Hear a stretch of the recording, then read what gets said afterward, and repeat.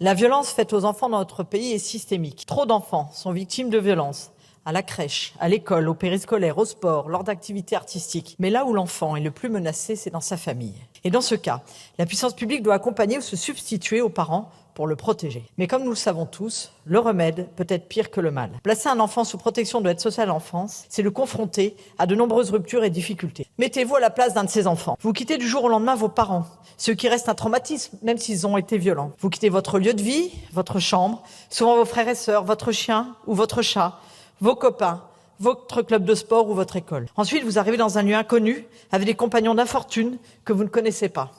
Puis vient la difficulté de la vie H24 en collectivité, où l'on ne peut jamais être seul et où souvent la loi du plus fort et la violence prime. Mais surtout, il n'y a pas de bras connus et aimants pour vous accompagner dans ce changement de vie difficile. Ces changements sont encore plus difficiles à accepter quand vous savez qu'un de vos parents, votre tante, votre frère, votre grand-mère ou votre parrain aurait pu vous accueillir, mais que cela ne leur a pas été permis, voire même que cela n'a pas été envisagé ou évoqué par les services sociaux. Alors certes, ce texte n'est pas une grande réforme de la protection de l'enfance, mais ce texte permet des avancées importantes. Tout d'abord, faire en sorte qu'un enfant ne passe plus 18 ans à errer de foyer en famille d'accueil en recherchant plus rapidement d'autres solutions qui peuvent aller de l'accueil chez un tiers digne de confiance à un placement long, sécurisant ou à un projet d'adoption, qu'elle soit simple ou plénière, car oui, permettre à des enfants d'être adoptés plus vite, c'est leur donner une des meilleures chances dans la vie. Il y a aussi la mise en place d'une ordonnance de protection de l'enfant, permettant de le protéger lui seul et de le confier à un éventuel parent protecteur.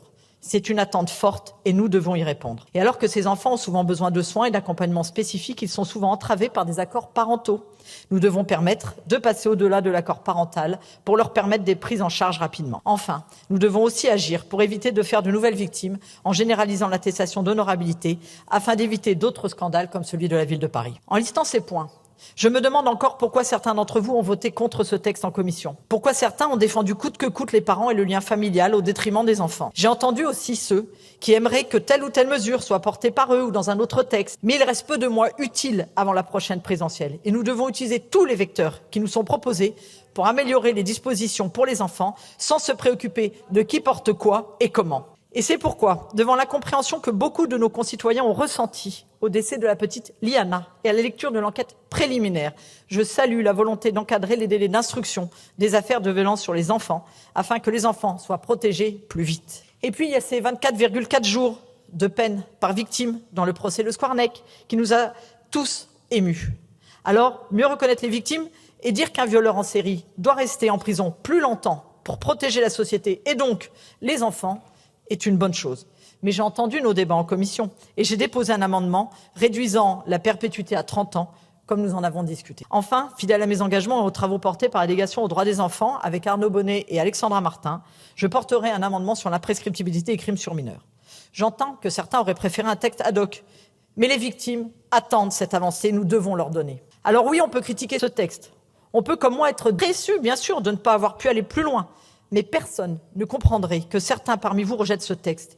Les avancées qu'il porte sont intelligents, attendus, et c'est tout ce qui doit nous guider. À cet instant, j'aimerais avoir un mot pour tous ceux qui chaque jour accompagnent les enfants, les éducateurs, les familles d'accueil, les juges, les professionnels du soin. Nous savons que les conditions de travail sont compliquées et c'est pourquoi nous devrons exiger qu'un travail soit entamé avec les départements et les services de l'État pour transformer la gouvernance et initier une trajectoire pour des taux et normes d'encadrement et réfléchir avec les régions à la formation de tous ces professionnels. Maintenant, place au débat.